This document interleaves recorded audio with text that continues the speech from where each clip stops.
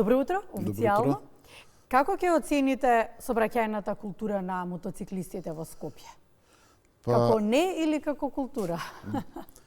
Па има ситуации разни, значи моторциклистите во главном не ја почитуваат сообраќајната сигнализација, така да често се случува да возат прекумерно со огромна брзина.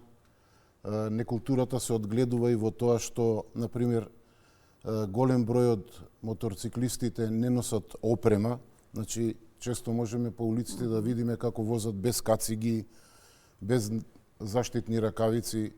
Се путкаат меѓу возила. Тоа што одат помеѓу возила во колона на семафор, многу смета, се случуваат често сообраќајни незгоди. Може некој од возилото да отвори врата и да се случи незгода, може да се изгребат возилата, да се направи штета. Често има нерегистрирани моторчиња, помали моторчиња или поголеми, не е битно, така да не може ни да се наплати штетата после. И тоа, после многу голем проблем за граѓаните представува и големата бука што ја прават во вечерните часови, посебно во лето. Па добре, и во текот на денот, и во текот на денот, да, ама посебно бука. Смета кога е ноќе во 2 сат, 3 сат, па дрифтаат, прават трки по булеварите кај што не е дозволено, нели, во градска средина. Да. Уместо да користат, например, има патеки кои што се одредени за тоа, за мототрки и така натаму, има и во соседството, има и кај нас, во Македонија. И тоа во главном е тоа, значи не можеме да кажеме сега за сите дека се такви некултурни во сообраќајот, ама поголемиот дел се, да. Кој може да положи, односно да добие возачка дозвола за управување на мотоцикл? Кај нас во Скопје, например, треба да биде жител на Скопје, важечка лична карта да има, да има извадено лекарско за да биде психофизички здрав, и за А категорија е потребно да има 24 години возраст. Добро, која е разликата помеѓу категориите А1, А2, А3? Не ги разбирам. Која е разликата? А3 не постои, има А1, А2 и А. И А. Да. Аха, добро. Значи А категорија, да почнеме од А1 категорија. Тоа е категорија до 125 кубици и тоа може да полага лице кое што има навршено 16 години. Добро. Тоа се однесува, значи, и до возраста и до кубикажата на моторот. За А2 треба да има 18 години навршено и да може да вози мотор до 400 кубика. А за А категорија треба да има 24 години и може да вози било кој мотор. Сега има опција, ако има положено А2 на 18, може и на 21 година да полага за А. Добро. За сите категории. Како изгледа еден час, една обука, што се учи со оглед на тоа што велите не е кај сите исто, ние ги учиме на правилата, прописите, а потоа кој ги почитува, зависи индивидуално. Да. Па вака, обуката се спроведува за А категорија и за останатите е исто. 8 дена по 2 часа школски и првите 2 дена се оди на полигон кај што се учат почетните работи за тргнување, за станување правилно. Има вежби на полигонот кои што се вежбаат за да се упати во понатамошната за обуката понатака. После тоа се оди, после тие 2 дена кои ќе се совладаат тие работи, се оди во град, на градско возење, прво кај што нема толку сообраќај. Колку вкупно часови се? 16 часа или 8 дена. 16 часа или 8 дена, добро. Сега, после тоа, откако ќе се навикне во градска средина на моторот, после тоа одиме на ситуации кај што се полага во раскрсници, во градот. Каде најчесто ги носите? Па, најчесто се вози во аеродром, да речеме, населба аеродром. Зошто аеродром населбата е избор и за автомобили, па еве и за мотоциклисти? Не, за автомобили има и во центар, кај Дебар Мало, Партизанска или Линденска. Многу често ги гледаме во аеродром. А во аеродром ги има многу често. Највише сме во аеродром. Зошто избор токму таа населба? Тоа не е од инструкторите или од автошколите, тоа е од испитниот центар. Така, испитниот центар диктира конкретно баша таа населба? Не. Испитниот центар се диктира каде се полага, кај се поидовните точки, кај се завршува и така натаму. Тоа зависи од нив, а ние само го спроведуваме тоа. Добро, дали сметате дека мотоциклистите во Скопје се добро едуцирани кога се правилата и прописите во прашање? Тие се предобро едуцирани затоа што пред да почнат да возат имаат теоретска настава, каде што им се укажуваат на одредени сообраќајни ситуации, на знаци и така натаму. Ние ги едуцираме исто така во текот на возењето, значи на секоја раскрсница каде се у предност, каде треба да пропуштат возила, пешаци на пешачки премин, однесување и така натаму. Со тоа што они тоа некој го прима одлично, го работи супер, некој на пример не го сваќа или не знам, не сака да го свати или како да кажам. Се согласивме дека е индивидуално. Индивидуално е, да. Каде ги прават и кои се најчестите грешки кои што ги прават кандидатите? Па многу често се греши во престројување, да речеме, пошто се работи за мотор, моторот е со голема кубикажа, да речеме, и е доста брз. И тука они многу често влегуваат многу нагло пред колата, тука им укажуваме на тоа да почекаат, да се трпеливи. Најчесто кој ќе полагаат, например, секојаш комисијата вика дека многу брза, а ние во текот на обуката најмалце 50 пати му викаме да се смири, да не брза, да пропушта пешаци. Сакате да кажете дека моторот, мотоциклот, му дава дополнителен адреналин на оној кој што го вози? Да, секако. Па значи не е секој и затоа психолошки да одолее. Па добро, исто како и кај колите, некој знае да вози, некој послабо нема талент и така натаму. Има разни индивидуално, како што рековме. И тоа е. Иначе, честа грешка и со пешаците. И пешаците кога ги пропуштаат, кога нема да ги приметат некој не сакајќи. Забележавме што се случи, имаше едно видео преку социјалните мрежи кој што беше споделено до граѓаните во Бутел, да, навистина немила случка која што за жал не е прва и не е само таа. Сега во таа ситуација крив е и пешакот и мотоциклистот. Пешакот преоѓа кај што не е пешачки премин, значи за што се работи? За несоодветно едуцирање, например, тука треба да имаат улога и родителите, пошто се работи за мало, за дете од прилика 10 години беше, ја мислам. Така, да. Значи, неедуцирано, значи треба да се дејствува тука на детето да преминува исклучиво на пешачки премини.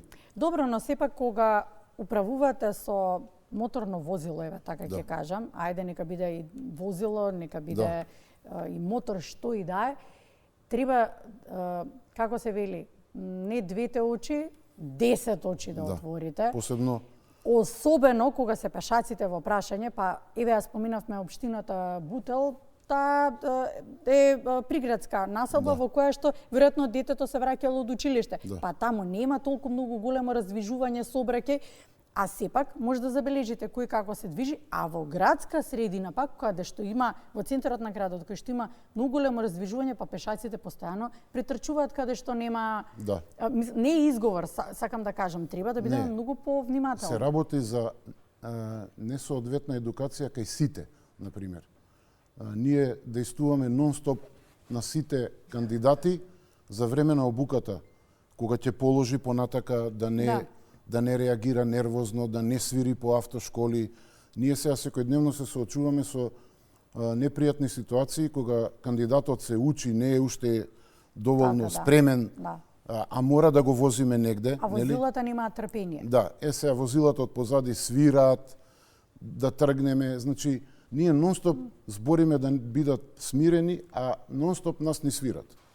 И сега испаѓа као да секој што свири се родил научен да вози. Значи, горе-долу ми одговоривте и на следното прашање, што сакав да ја прашам дали се почитуваме меѓусебно како возачи, како пешаци и спротивно, пешаците, возилата, сите учесници во сообраќајот. Ние не се почитуваме меѓусебно. Многу интересна појава, интересно ми е вака од годиниве наназад кога работам на оваа тематика со возењето.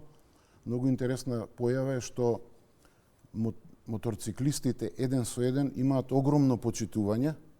Често пати кога ќе застанат на семафор си прозборуваат што возиш, како возиш, колку возиш. Да, го забележале. Тоа е многу меѓу себе имаат извонредна комуникација, додека за возачите на кола тоа не би го рекол. Напротив, имам често случаи кога се расправаат, се караат, толку се негативно настроени, тоа е неверојатно.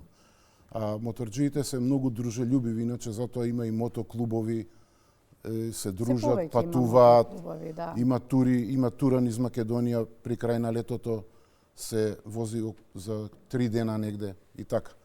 Има и убави работи, ама има и негативни, затоа сега поише збориме за негативните. Повеќе збориме за негативните, оти како се подобри времето, така се повеќе ги гледаме, од оние со помало, ако би кажа, до поголема, ако би кажа, мотоцикли на улиците.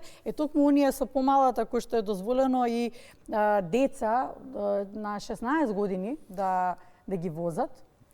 Добро, овие што се до 50 кубика, можат и деца со навршена возраст 14 години, само полагаат теоретски дел. Како за нив?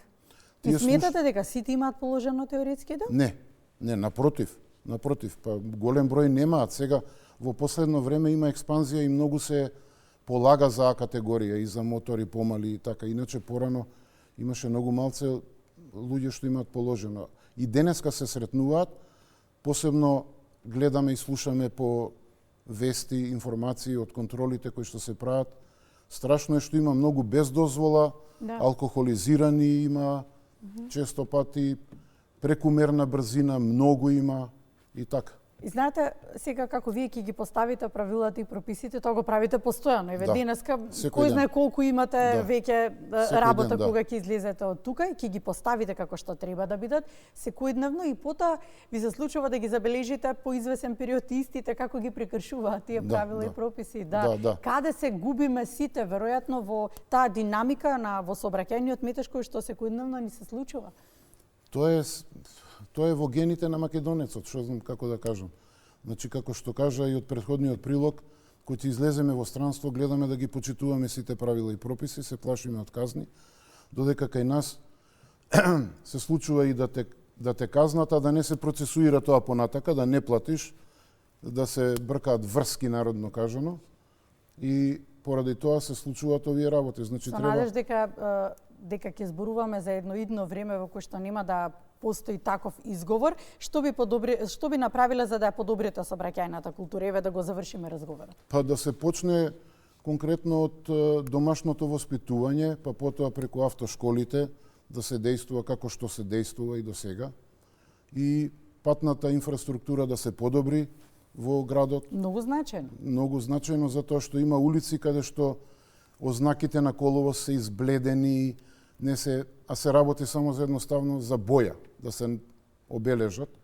Потоа, колку е важна таа сигнализација? Таа е многу важна. Пример, има табли за престројување пед раскрсница, негде ги нема, ги удрил некој, ги скршил, потоа не се поставуваат. Значи, едноставно некој не си ја работи работата што треба да ја работи.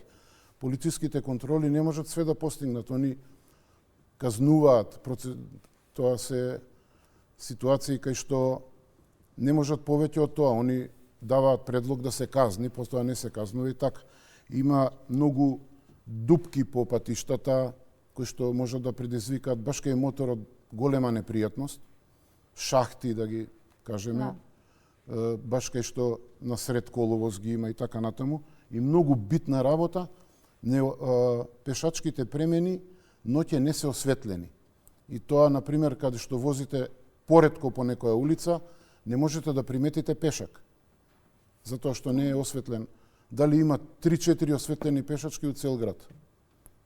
И тоа е проблемот. Тука би дејствувале, да речеме. Благодарам, Драган Милошевски, инструктор, посакувам убава и лесна работа пред се. Благодарам. Да, треба да бидат одговорни учесници во сообраќајот, оние кои што вие ќе ги обучите и денеска ќе го пренесете вашето знаење.